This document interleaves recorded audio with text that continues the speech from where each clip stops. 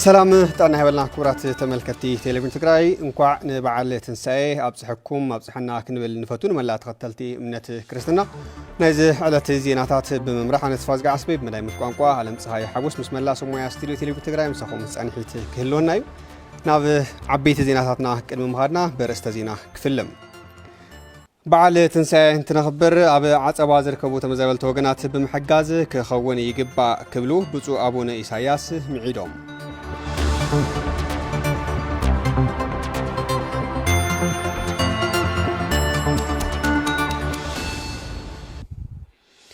ኣብ ኬንዳ ንልዕሊ 5 ዓመታት ይሳቆዩ ዘለዉ ተመዛበልቲ ወገናት ናብ መረበቶም ንኽምለሱ ምስራሕ ይግባእ ኢሎም ብፁዕ ኣቡነ ተስፋ ስላሴ መድህን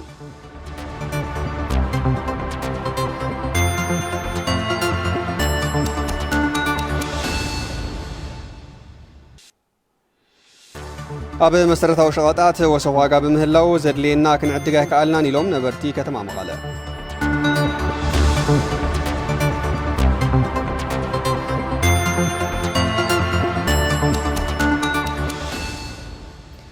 ንመላ ተኸተልቲ እምነት ክርስትና ደጊምና እንኳዕ በዓል ፋሲካ ኣብጽሕኩም ክብል ንፈቱ ናብ ብዝርዝር እንሪኦም ዜናታት ክሰግር ፈለማ መልእኽቲ ፕሬዚደንት ጊዜያዊ ምምሕዳር ትግራይ ከቐድም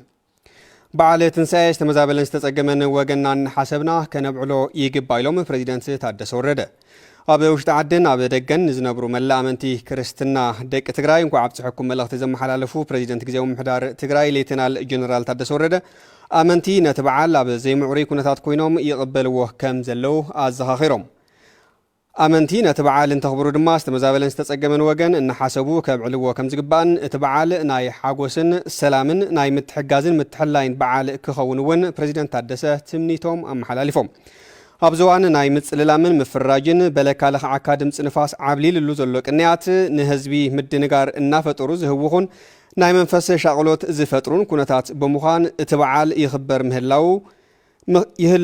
ይኽበር ምህላው እውን ፕሬዚደንት ታደሰ ግልጽ ገይሮም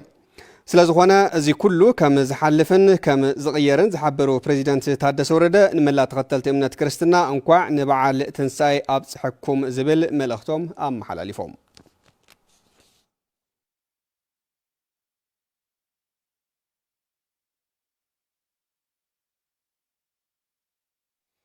በዓል ትንሳኤ እንትኽበር ንሓምሻይ ዓመት ኣብ ከቢድ ፀገም ዘለዉ ተመዛበልቲ ወገናት ብምሕጋዝ ክኸውን ከም ዝግባእ ሊቀ ጳጳስ ሃገረ ስብከት መቐለ ብፁዕ ኣቡነ ኢሳያስ ምዒዶም ሸዊት ሙሉ ዓለም መዋዲዳቶላ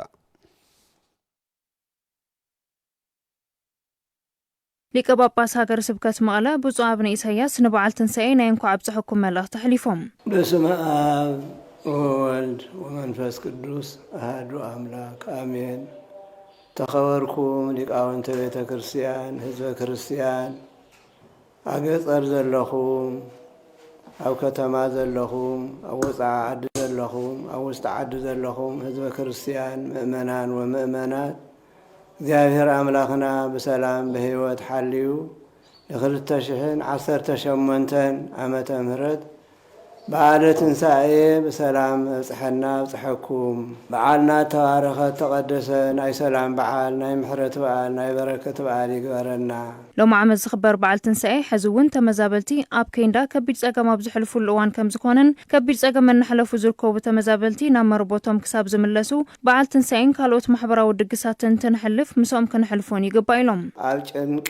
ኣብ ፀበባ ኣብ ሓዘን ኣብ በኽያት ኣብ ጥምየት ኣብ ድርቂ እዩ ዝንሄው ስለዚ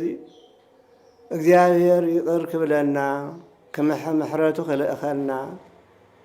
ኣብ ቤተ ክርስቲያን ተረኺብና ክንጽሊ ክንምህለል እዩ ዝግብአና እግዚአብሔር ያኽለኩም በለና ኢልና ፈጣሪና ክንልምን እዩ ዝግብአና ተፈናቀሉ ሕዋትናን ካብ ገዝኦም ወፂኦም ኣብ ኬንዳ ብፀሓይ ብቁሪ ብጥምየት እዮም ዝንሄውና ንኣቶሙን ክንጥይቆም ይግብአና እንዲያው በእውነቱ ተስካር ይኹን ክርስትና ይኹን መርዓ ይኹን እንትግበር እንተለውን ምስኣቶም ኮይና ከነኽብሮ እዩ ዝግብአና ከምኡ እንድሕር ገይርና ያው እውነተኛ በዓለ ትንሳኤ ይኸውን ብተወሳኺ ኣብ ዝሕዚ እዋን ኣብ ልዕሊ ህዝቢ ትግራይ ዝተነበረ ክልካላት ስዒቡ ኣብ ፀገም ዝርከቡ ወገናት እውን ካብ ዘለና ብምክፋል ብሓባር ክነብዕሎ ኣለና ክብሉ መልእኽቶም ይሕልፉ ወይታና ንኣና ንህዝበ ክርስቲያን እንትብል እንተሎ ኣብ መስቀል ወፂኡ ስጉኡ ቆሪሱ ደሞ ፍሲሱ ምሕረት ዝሃበና ስለ ዝኾነ እዚ እናሓሰብና ኩላትና በየቦትኡ ተሸገሩ በአስፋልቲ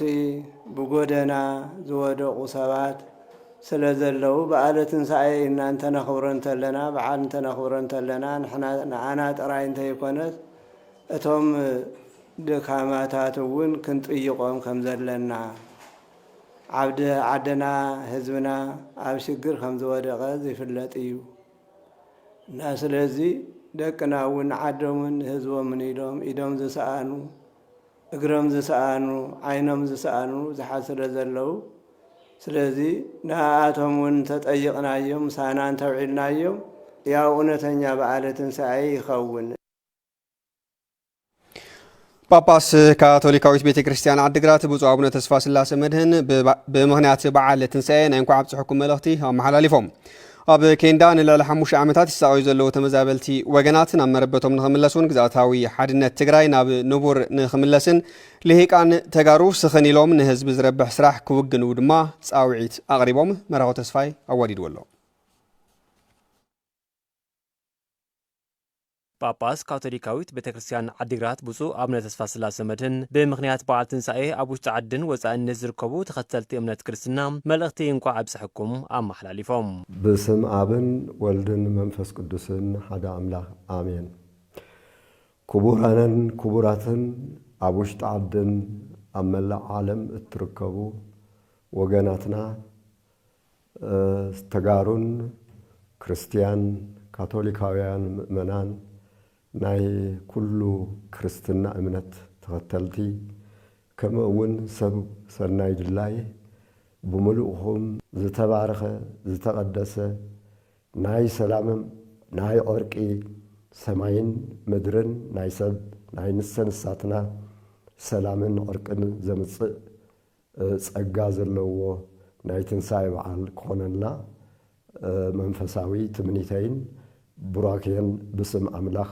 ከመሓላልፈልኩም እፈቱ። ብሰንኪ ጆኖሳይዳዊ ኩናት ካብ መረበቶም ተመዛቢሎም ናብ መላእ ዓለም ዝተበታተኑ ወገናት ዛጊድ ናብ መረበቶም ክምለሱ ከም ዘይኽኣሉን በዓል ትንሣኤ ክነብዕል እንተለና በታ ዝርካብና ተሓጋጊዝና ክነብዕሎ ከም ዝግባእ ብፁዕ አቡነ ተስፋ ስላሴ ኣገንዚቦም።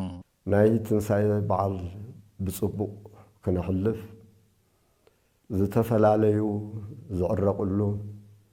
ብተፈላለየ ምክንያት ናይ መንፈስን ናይ ኣካልን ድሩትነት ህይወት ዘሳቅዮም ዘሎ ኣብ ዘለውሉ እቲ ብመንፈስን ብስጋን ዘድሕን ዝምሕር ፈጣሪ ከሰንዮም ዝነብሩሉ ከባብን ዓድን ተስፋኦም ዝተመናመነ ዝሐሸ ነገር ኣሎ ኢሎም ኣብ ፈቐድኡ መገድታት ስደት ንዝሳቀዩ ዘለው እግዚአብሔር በመላእክቱ ቅዱሳኑ ከሰንዮም ተመዛበልቲ ወገናትና ክሳብ ናብ መረበቶም ዝምለሱም ኣብ ውሽጢ ዓድን ወፃእን ዝርከቡ ተጋሩን ፈተውቲ ትግራይን ብቐጻልነት ክድግፍዎም ከም ዝግባእ ድማ ጳጳስ አቡነ ተስፋ ስላሴ መድህን ሚዒዶም። ዓድኹም ስኢንኩም ኣብ ውሽጢ ትግራይ እውን ተኾነ ብሱዳን እውን ተኾነ ብካልእ እውን ተኾነ ኣብ ስደት ትነብሩ ዘለኹም ኣሕዋትና ሓትና ፈጣሪ ምሳኹም ከም ዘሎ ኣብ ጌተ ሰማኒ ኢየሱስ ክሻብ ዝርህፅ ክሳቕ ከሎ ክጭነቕ ከሎ ሰማያዊ ኣቦ ከም ዘይገደፎ ሕዚ እውን ምሳኻትኩም ኣምላኽ ብተፈላለየ መገዲ ምሳኹም ከም ዘሎ ካብ ህይወትኩም ከም ዘይረሓቐ ብምእማን ብተስፋ ህይወትኩም ክትቅጽሉ ሓደራ መንፈሳዊ ሓደራይ ክቕርብ ፈቱ። ህልው ኩነታት ትግራይ ናብ ዝኸፍአ ብርኪ በፂሑም ህዝቢ ካብ እዋን ናብ እዋን ንማሕበራውን ቁጠባውን ናብራ ማህሰይቲ እናተቓልዐ ይርከብ ዝበሉ ብፁዕ አቡነ ተስፋ ስላሴ ኣብ ኬንዳ ንልዕሊ 5 ዓመታት ይሳቀዩ ዘለዉ ተመዛበልቲ ወገናትና ናብ መረበቶም ንኽምለሱን ላዕላውነት ትግራይ ክውሕስን ልሂቃን ተጋሩም ስኽን ኢሎም ንህዝቢ ዝረብሕ ስራሕ ክዓዩ ተማሕፂኖም። ተሓጎስ ትንሣኤ፣ ተስፋ ትንሣኤ፣ ህይወት ትንሣኤ ንኹሉ ዝተዓደለ ጸጋ ስለ ዝኾነ ብዙ መልክዕ እዙይ ንኹሎም ዓዶም ስኢኖም ዘለዉ ደቅና ኣሕዋትና ኣሓትና ወለድና مبتم تحليو فتحي ترخيبو اتفتروا العدي بخالقوت كسئنو كندزي عمت عبتندان عبرخان كساقيو عبكيد ما عملاق عبي حزنتي يمو تقارو بوليسي بوليتيكا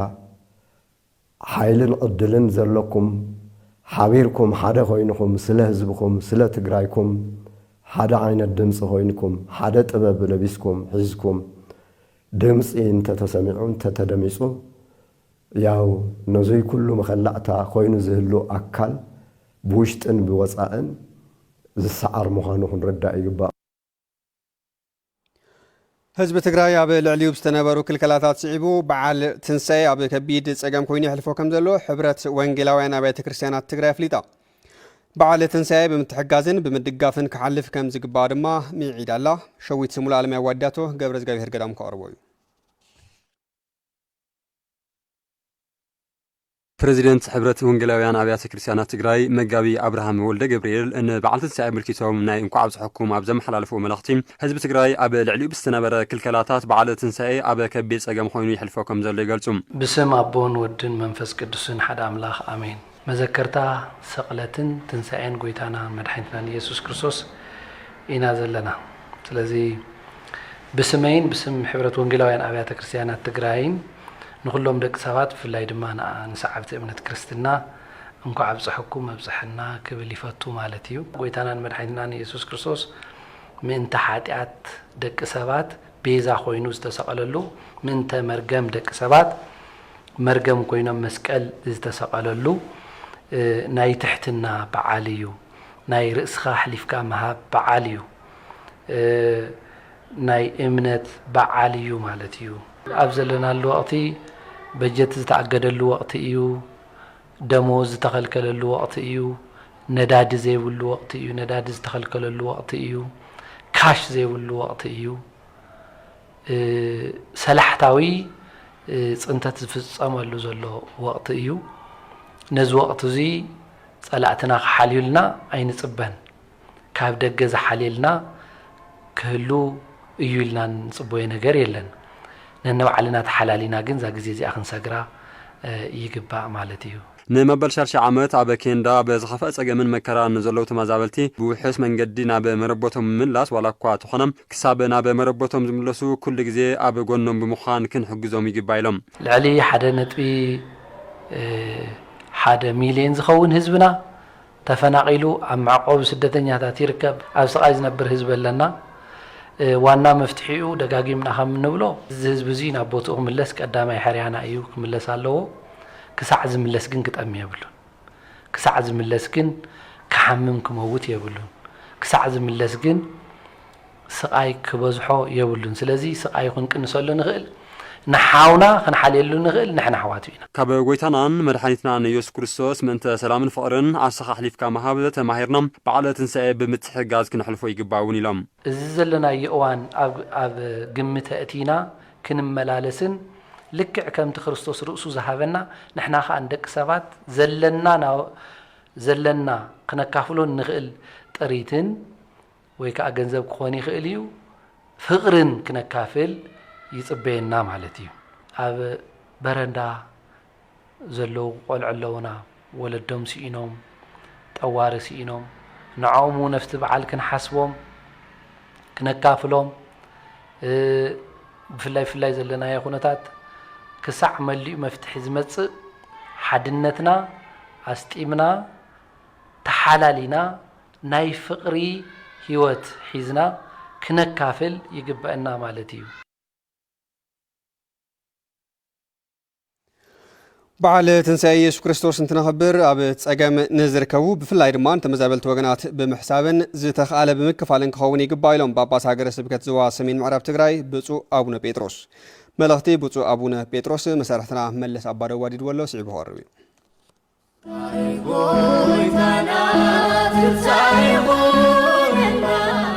በስመ አብ ወወልድ ወመንፈስ ቅዱስ አሐዱ አምላክ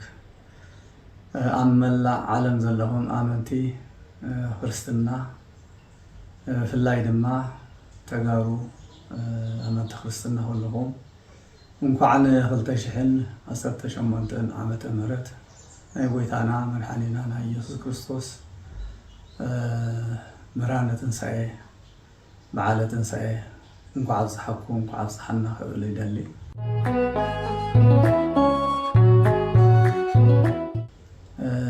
እዚ ትንሣኤ እዚ ድማ ንዓና ንወደፊቱ ዓብይ ተስፋ ናይ ንቅድሚት ጎይታና መድኃኒ ዓለም ክርስቶስ ከም ዝተሰአ ንሕና እውን ሞይትና ከም ንትስእ ዝህበና ተስፋ እዩ ሞይትና በስዊስና ኣይንቐርን ኢና ጎይታ ከም ዝተሰአ ኢየሱስ ክርስቶስ ከም ዝተሰአ በኹር ትንሣኤ እውን ንዓና በኹር ትንሣኤና ኢየሱስ ክርስቶስ ንሱ ከም ዝተሰአ ንሕና እውን ትንሣኤ ህይወት ኣለና ማለት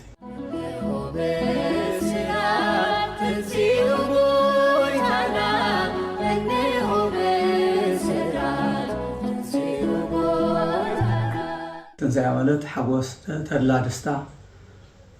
ፍቕሪ ማለት እዩ ምትሕዋስ ማለት እዩ ስለዚ በዚ መሰረት ንሕና እውን ትንሣኤ በብዓመቱ ክነኽብር ተለና ድኻታት ሰባት ኣለዉ እዮም ፍላይ ካብ ምዕራብ ዝተፈናቐሉ ምዕራብ ትግራይ ዝተፈናቐሉ ወገናትና ኣለዉ እዮም ንዓኣቶም ኣብ ሕሱም መከራ ስለ ዘለዉ ኣብ ቀዳድ ድንኳን ዝበልዕዎ ኣብ ርእሲኡ እውን ዝበልዕዎ ሰትይዎ ዝድቅስሉ ስለ ዝሰኣኑ ሕዚ ኣብታ ንሕና ተሓጒስና ኣላ ንውዕል ትንሣኤ ዘለና ሰባት ምስኣቶም ትንሣኤ ክነኽብር ምስኣቶም ክንበልዕ ክንሰቲ መፅሓፍ እውን ይብል እዩ ምስለ ዘይበኪ ይብክዩ ወምስለ ዘይትፌሳ ተፈስሑ ዝብል ምስ በኪ ምስ ዝሓዝን ሰብ ሕዘኑ ምስ ዝሕጎስ ሰብ እውን ተሓጎሱ እዩ ዝብል ናይ ትንሣኤ ጎይታ ንሞት ዝሰዓረ በዓል ትንሣኤ እንትንኽብር ብዝተኻለ መጠን ንተመዛበልቲ ኣረጋውያንን ካልኦት ሓገዝ ዘድልዮም ወገናትን ካብ ዘለና ትሕዝቶ ብምክፋል ከነሕልፎ ይግባእ ኢሉ ቢሮ ጉዳያት ኮሙኒኬሽን ትግራይ ብኻልእ መዳይ ድማ ጎና ጎኒ በዓል ትንሣኤ ኩነታት ፀጥታ ከባቢ ምስ ኣካላት ፀጥታ ብምትሕባር እቲ በዓል ፍጹም ሰላማዊ ኮይኑ ንክሓልፍ ተዋዲድና ክንሰርሕ ይግባእ ኢሉ እቲ ቢሮ ኣብ መግለፂኡ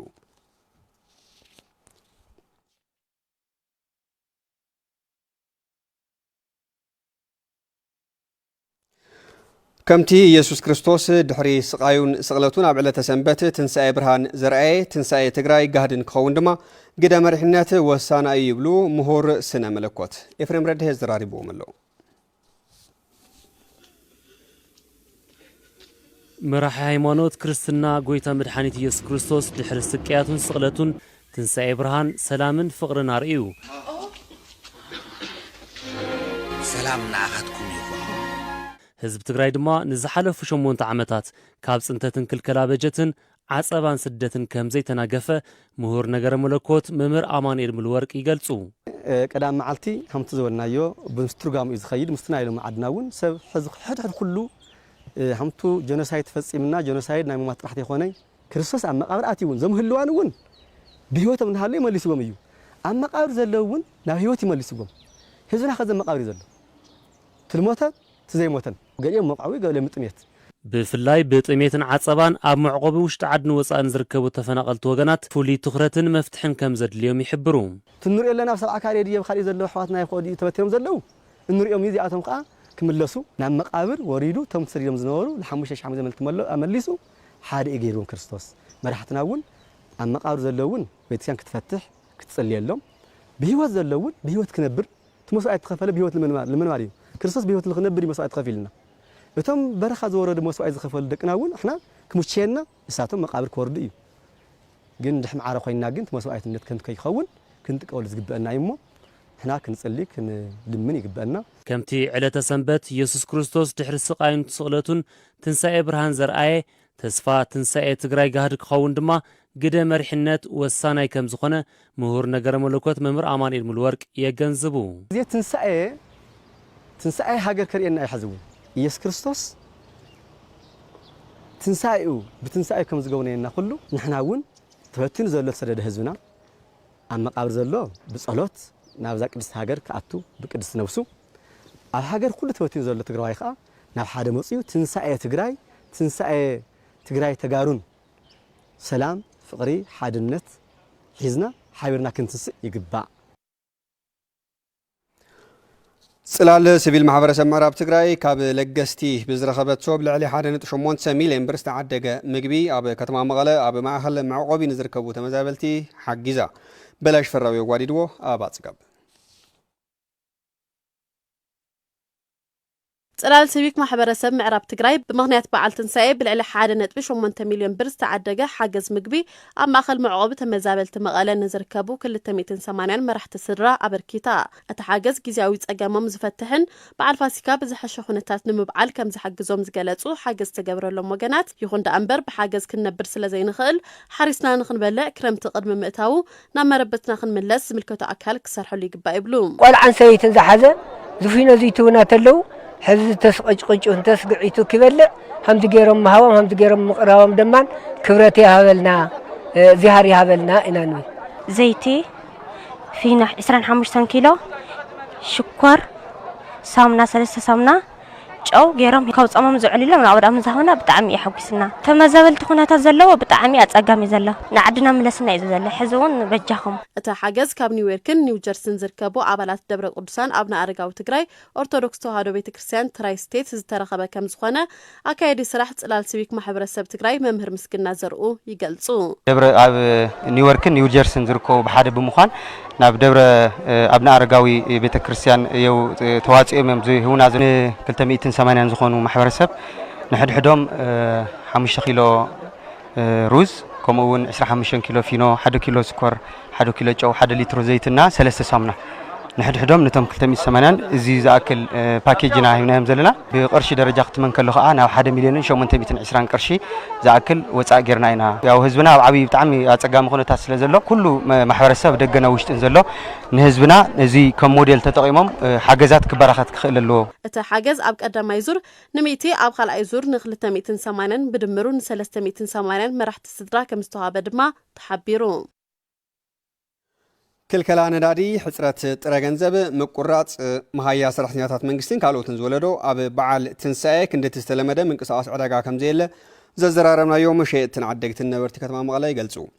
ኣብ መሰረታዊ ሸቐጣት ወሰኽ ዋጋ ከም ዘሎን ንበዓል ዘድልዮም ሸቐጣት ንምምላእ እውን ከም ዝተጸገሙን እውን ቶም ዓደግቲ ይዛረቡ ራሄል አረጋዊ ዘራሪባቶም ኣላ بعد فاسي قالوا سب بتعمي بالنيرو انكهوا نيرو فزوتري خلق بتعمي كبير يللهم سبيشال نايت ندار بسرات بمولنا وهذا ترانسبورت تعنت له كوردا لا خفتنا كل لا وردات فرد منيس يلي توزيل له او افتوي نورت لله صلاه بتعمي كبير خلايكات نايكش ليم هلاو بزح معلاتات يقطمي هذا تايو حبرتسنا بزح لي تمهار اكل له افت قطر مغغا له لي مእማን له حمزات له علي ناي نيتورك متوغو بالاله ولا ترانسفر تقبر كلها نيتورك يتعواقل ما وتايت عداقة حريكة ياخد كاسرح كنصرح يخانا حسرات جنزبنيو كاش لي ولو بزح سوي شجر له بتعمل لنصرصر كله بقى بقطق تخليات كدنيو فوتي خوانا يات سوي لنصرصر له حسرات قرشي لنصرصر له مخزي كل نجار كنا هنيرو بس أبدش تاني خزي كله كا شو مسأنو مستي إيكونومي تقاوي سنة نداج ترانسبور كابلنا بنقاس أسوي له كوير وقع صرصر عودة عمتي يمثل صرصر ما نبدأ نقدر أتيها عودة عمتي يمثل أنا تعزوكو ونادي خبرده سيدك خليل اعتماد أنا تحزوا زلوا جبوا زلوا في جزء الدليل اعتماد أنا عودة عمت خالي جزء أو مش كله بيت تحاول يسكاب زخ نجار الزجاج هذه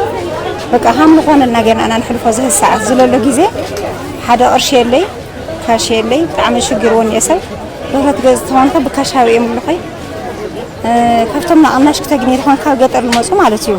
نتيجة عنده عليه شيء أمه أفتديجني هون قناش أفتديجني بقى تزوري يزعل دجاج سؤال هاي من تجني لنقدر يلقي ما خبيدي بقى لحنت نورت كتيا كخلو زيات نقره خلها بقى أنا بس أقوله سجل لي مجزاء له تنورو يلقور له بقى وتجزا هاتن كرشل الله حس كانت متسي توزل له نورت وصانه خدمات أتنا خلا عيرها بقى كل خمسة لو كالكوليت غير وين مزم أو حنت نورت شمرر لين كاره خلا تعمي من هاي بس أقوله شنقرتي كوميدر شكيتان خيدر 100 قرش كيل خفل الله على خدا قولوا حزيله نما نا تاكسي كمص على لا 100 مالتي እንደ እኔ ብለን ከታይ ይገራ በእግሮን ከመጣ አማ ሁሉ በጣም ችግር ኸ ሌባው ሽቅጡ ኢለን የኒ ለማንግጎር ወን ይቆሉ ይቆነ ዲ እዚ ሁሉ ለምጦታ እዩ ናምታይ እዩ ናደዳድ ሕጽረት እዩ 2013 ነው ረዕጽ ወህባ ከዘገደደ ኢዳርጋ ኮይና ለለና በቃ ደሞዝ ላይ መክፋል ኣሎ ህዝሬ ናይ ሰራሕተኛ መንግስት ደሞዝ ላይ መክፋል ኣሎ ሞጽው ዚ ከም ሃገሩ ክበል ትባዓል ከሆረዩሊ ስፔሻል አና ለአርሲ ሀስ ና መንግስት ሰራሕተኛ መምሬ በቃ ጊዜ ለም ጸግን ላው ከም ዚ ቀም መስራያት ያለው በትርፍ ሰዓቴ ሰው ዚ በለው ትሙያይ ፎቶ አየ ትሙያይ ግን በቃ ላው ከም ዛአት ያለው ያም ቤተሰብ ኮይናው ዚ ይሰርሕ ለሁ ማለት እዩ ጊዜ ለም ጸዩ خالي احنا بزح ጊዜ ሲና ጽናሕና ኢና በጸሊም ዕዳጋ ብዙሕ አዋርሕ ልገበርና ኢና خالي عد ቢያንስ ጽንሕ ክል ይኽእል ወይ ሃብ ወረካው ልመጽ ጊዜ ከግን ይኽእል حوز ግን በጣም ከቢድ እዩ ታይ ልግበር እንደ አነስ ምርዳ ኢላቤን ብለል ባለ ከቢድ በእውነት ሓስወተ ለሃ በጣም ይከቢድ በቃ ነዳድ ነገር ከቢድ ዋናው ውሃ መንቀሳቀስ ልዙ ሁሉ ነገር ነዳድ ይበቃ ሁሉ ነገር ለኸብር ገይርዎ ነው ዝቀረባ ጊዜ እሱ ይበቃ ካብዚ ብመጻል ኣብ ዝተፈላለዩ ከተማታት ትግራይ ዝውዓለ ዋጋ ዕዳጋ እንስሳ ዝምልከት ሓበሬታ ኢና ክንካፍለኩም ናብ ከተማ ኣክሱም ክወስደኩም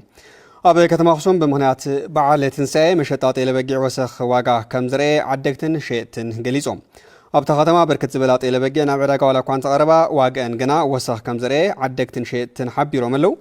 بمسرت زي واقع تيل زتحت 12,000 بر ماخلاي 16,000 بر زلعال 26,000 بر زتشت انتخون واقع بقع دما زلعال 20,000 ماخلاي 15,000 زتحت دما 9,000 بر انها تشطوا علم لو اتواقع مزحلفوا بعالات نتنጻጸር ካብ 4,000 ክሳብ 6,000 ብር ወሰኽ ከም ዘለዎ ዝገለጹ ሸየጥትን ዓደግትን በዚ ምኽንያት ድማ ብዙሓት እንስሳት ከይተሸጣ ከም ዝተመለሰ ሓቢሮም ዋጋ ደርሆ ዝለዓለ 1,700 ብር ማእኸላይ 1,400 ብር ዝተሓተ ድማ 1,200 ብር ክሽየጡ ከም ዝውዕሉ ሪፖርተርና ፍስሓ መዝገበ ካብ ከተማ ኣክሱም ዘብፅሐና ጸብጻብ የመላኽት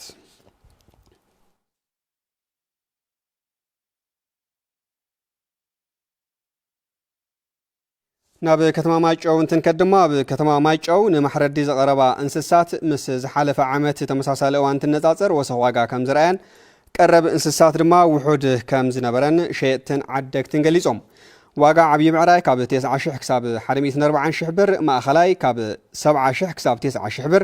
ዝተሓተ ድማ ካብ 50,000 ክሳብ 70,000 ብር እናተሸጡ ዒሎም ኣለው ብተመሳሳሊ ዋጋ በጊዕ ዝለዓለ ካብ 17,000 ክሳብ 25,000 ብር ማእኸላይ ካብ 12,000 ክሳብ 16,000 ብር ዝተሓተ ድማ ካብ 10,000 ክሳብ 12,000 ብር ክሽየጡ ዒሎም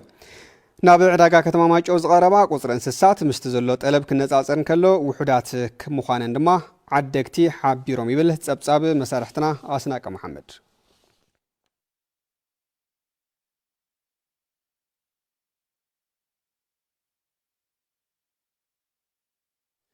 بتمساسالي ኣብ ከተማ ዓዲግራት ዋጋን ማሕረዲ ዝውዕሉ እንስሳት ምስ ዝሓለፈ ዓመት ተመሳሳሊ እዋን ክነጻጸር ከሎ ወሰኽ ከም ዝረአየ ሸየጥትን ዓደግትን ይገልጹ بمسرت زي العال واقع بعراي 180,000 بر ماخلاي 120,000 بر زتحت 80,000 بر كون كله واقع مكت 28,000 بر ماخلاي تيل 16,000 بر زتحت دما 8,000 بر تشيطو ملو بتوسخي واقع عبي بقع 25,000 بر ماخلاي 15,000 بر زتحت 7,000 بر ناتشطو علم بخالي زينا واقع 1 كيلو شكورتين كوميدرن تمساسال واقع 80 بر واقع 1 كيلو على شكورت ما 180 بر انها تشطو علو كم صبصابه دمص ويانه تግራይ